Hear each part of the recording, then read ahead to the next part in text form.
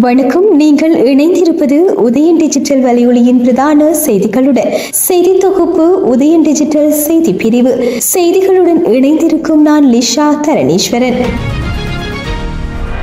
நெடுந்தீவில் நேற்றிரவு இடம்பெற்ற உளவு இயந்திர விபத்தில் நெடுந்தீவை சேர்ந்த நவரத்தினம் ஐங்கரன் என்ற இளம் குடும்பஸ்தர் உயிரிழந்துள்ளார். நெடுந்தீவு மேற்கிலிருந்து உளவு இயந்திரத்தில் பயணித்த போது பிரதேச மருத்துவமனையில் அண்டியுள்ள மதவடியில் வேக கட்டுப்பாட்டை இழந்ததால் இந்த விபத்து இடம்பெற்றதாக தெரிவிக்கப்படுகின்றது. விபத்தில் படுகாயமடைந்த நிலையில் நெடுந்தீவு மருத்துவமனையில் சேர்க்கப்பட்டு பின் மேலதிக சிகிச்சைக்காக ஜல்போதனா மருத்துவமனைக்கு மாற்றப்பட்ட நிலையில் சிகிச்சை பலனின்றி உயிரிழந்துள்ளதாக தெரிவிக்கப்படுகின்றது. விபத்து தொடர்பில் நெடுந்தீவு போலீசார் விசாரணைகளை மேற்கொண்டு வருகின்றனர்.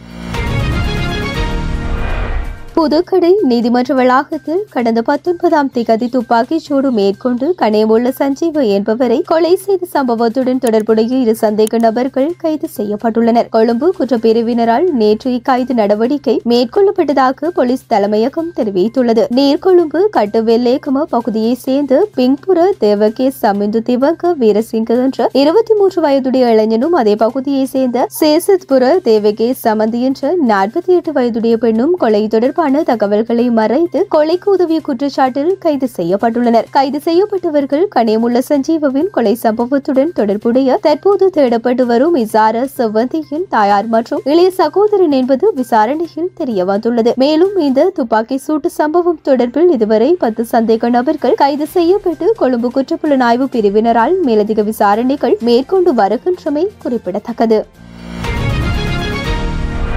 ஸ்ரீலங்கா பொதுஜன பெரமுனவின் தேசிய அமைப்பாளரும் நாடாளுமன்ற உறுப்பினருமான நாமல் ராஜபக்சவை நாளைய தினம் குற்றப்புலனாய்வு பிரிவில் முன்னிலையாகுமாறு தெரிவிக்கப்பட்டுள்ளது. ஸ்ரீலங்கா ஏர்லைன்ஸ் நிறுவனத்தில் நடத்தப்படும் விசாரணை தொடர்பாக வாக்குமூலம் பெறுவதற்காக நாமல் ராஜபக்ச எவ்வாறு அழைக்கப்பட்டுள்ளார். இதேவேளை அவர் கைது செய்யப்படுவதற்கான வாய்ப்புகள் பெரிதளவில் உள்ளதாகவும் தெரிவிக்கப்படுகின்றது. மேலும் ஜனாதிபதி அனுரகுமார திசநாயக்க தலைமையிலான தற்போதைய அரசாங்கமானது தனது குடும்பத்தின் மீது அரசியல் பழிவாங்கல்களை மேற்கொண்டு வருவதாக பல இடங்களில் நாமல் ராஜபக்ச தெரிவித்திருந்தமையும் சுட்டிக்காட்டத்தக்கது.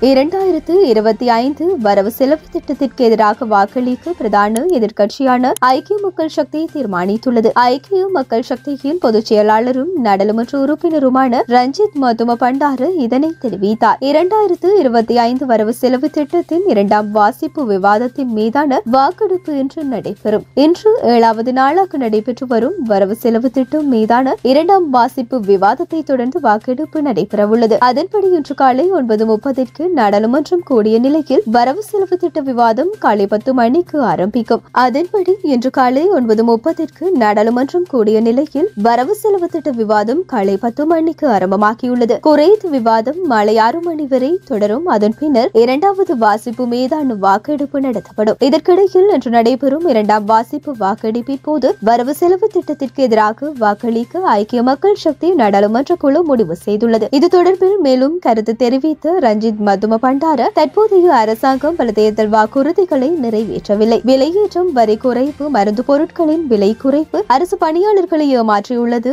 IMF மறுசீரமைக்கப்படவில்லை என பல வாக்குறுதிகளை தற்போதைய அரசாங்கம் நிறைவேற்ற தவறியுள்ளது. இத்தகைய காரணங்களால் வரவு செலவு திட்டத்திற்கு எதிராக வாக்களிக்க எதிர்க்கட்சியாக நாம் தீர்மானித்துள்ளோம் என தெரிவித்தார்.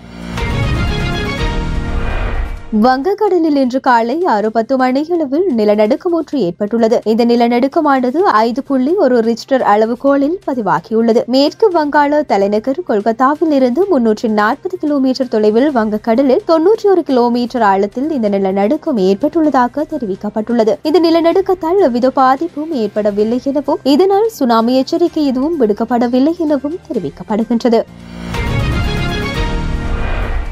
பிரான்சின் மார்சே நகரத்தில் உள்ள ரஷ்ய துணை தூதரகத்திற்கு என தெரியாதவர்கள் பெட்ரோல் குண்டு தாக்குதலை மேற்கொண்டுள்ளனர். துணை தூதரக கட்டிடத்தின் மீது 2 பெட்ரோல் குண்டுகள் வீசப்பட்டதாக பிரான்ஸ் போலீசார் தெரிவித்துள்ளனர். 3வது பெட்ரோல் குண்டு வெடிக்கவில்லை என ரஷ்ய ஊடகங்கள் தெரிவித்துள்ளன. சேதங்கள் அல்லது காயங்கள் குறித்து தகவல்கள் எதுவும் வெளியாகாத அதேவேளை குறைந்த பகுதியை சுற்றி வளைத்து போக்குவரத்தை தடை செய்துள்ள போலீசார் தேடுதல் நடவடிக்கைகளில் ஈடுபட்டனர். இது பயங்கரவாத தாக்குதல் போல தோன்றுவதாக தெரிவித்துள்ள ரஷ்யா முழுமையான விசாரணையை கோரியுள்ளமை குறிப்பிடத்தக்கது.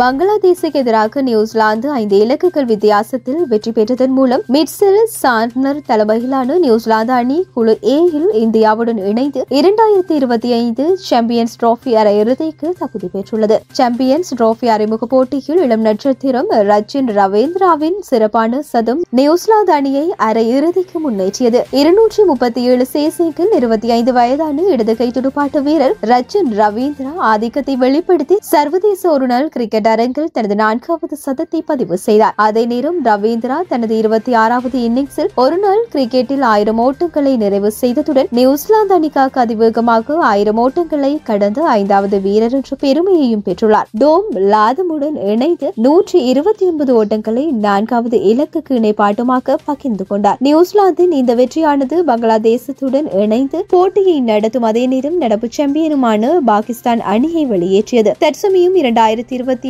சாம்பியன்ஸ் டிராபியின் குழு ஏயில் இந்தியா மற்றும் நியூசிலாந்து அணிகள் தலா 2 வெற்றிகளுடன் அரையிறுதிக்கு நுழைந்துள்ளமை குறிப்பிடத்தக்கது.